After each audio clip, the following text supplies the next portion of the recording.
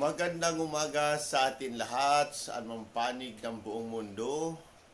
Mga nanonood ngayon at nakikinig, atin naman pakinggan ng mabuting balita ng Panginoon ayon kay San Juan.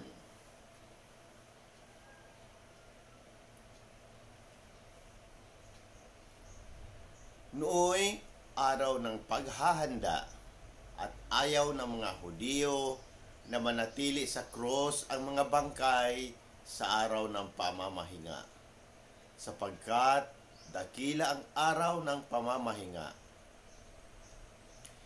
Kaya hiniling nila kay Pilato na ipabali nito ang mga binti na mga ipinako sa krus at alisin doon ang mga bangkay.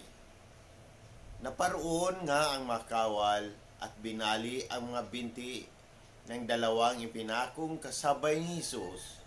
Ngunit pagdating nila kay Jesus at makitang patay na siya, hindi na nila binali ang kanyang binti. Subalit, inulos ng sibat ng isa sa mga kawal ang tagiliran ni Jesus. At biglang dumaloy ang dugo at tubig. Ang nakakita nito ang nagpatutuo. Tunay ang kanyang patutuo at alam niyang katotohanan ang sinabi niya. Upang kayo'y maniwala, nangyari ang mga ito upang matupad ang sinabi ng kasulatan. Walang mababali isa man sa kanyang mga buto. At sinabi naman ng iba, bahagi ng kasulatan. Pagmasdan nila ang kanilang inulos, ang mabuting balita ng Panginoon. Reflection bilang Romano Katoliko dito sa Juan.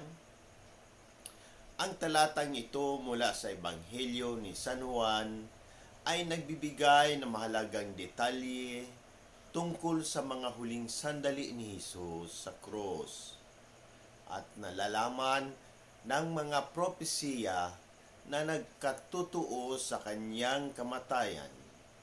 Ito ay nagpapakita ng katuparan ng mga kasulatan at ang kahalagahan ng mga pangyayaring nagaganap. Mga pagninilay. Una, paggalang sa araw ng pamamahinga. Ang mga Hudyo ay nagmamadaling alisin ang mga bangkay mula sa krus bago sumapit ang araw ng pamamahinga na nagpapakita ng kanilang pagsunod sa batas at tradisyon. Ito ay isang paalala sa atin na bigyang halaga ang ating mga paniniwala at tradisyon sa ating buhay pananampalataya. Pangalawa, hindi pagkabali ng mga buto ni Jesus. Nang makita ng mga kawal na patay na si Jesus, hindi na nila binali ang kanyang mga binti na nagpapakita ng katuparan ng hula sa kasulatan, na walang mababali isa man sa kanyang mga buto.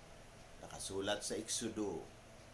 Ipinakita nito ang pagiging ganap ng mga plano ng Diyos at ang katotohanan ng kanyang mga salita. Pangatlo, pagdadaloy ng dugo at tubig. Ang pagsibat sa tagiliran ni Jesus at ang pagdadaloy ng dugo at tubig ay may malalim na kahulugan. Ang dugo ay sumisimbolo sa sakripisyo ni Jesus para sa ating kaligtasan, habang ang tubig ay maaaring simbolo sa bautismo sa Espiritu Santo na nagbibigay buhay. Ang dalawang elementong ito ay mahalaga sa ating pananampalataya bilang mga Kristiyano. Pang-apat, patutuo ng saksi. Ang saksi na nakakita sa mga pangyayaring ito ay nagpatutuo sa katotohanan ng mga ito upang tayo ay maniwala. Ang kanyang patutuo ay nagpapatibay sa ating pananampalataya na ang mga nagganap ay ayon sa plano ng Diyos para sa ating kaligtasan. Sa ating pagninilay naman ngayon, sa mga talatang ito, tayo ay hinahamon na masusing tingnan ang ating sariling pananampalataya, paano natin binibigyan ng halaga ang mga tradisyon at batas ng ating pananampalataya, paano tayo tumutugon sa sakripisyo ni Jesus para sa ating kaligtasan, at paano natin isa sa buhay ang katotohanan ng Ebanghelyo sa ating pang-araw-araw na buhay.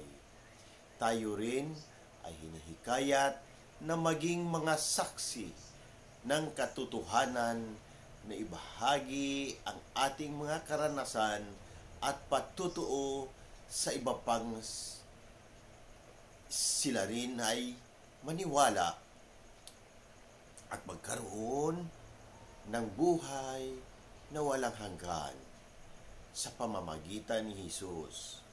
Ang pagsunod at paniniwala sa Kanya ay nagbibigay ng tunay na kahulugan at direksyon sa ating buhay.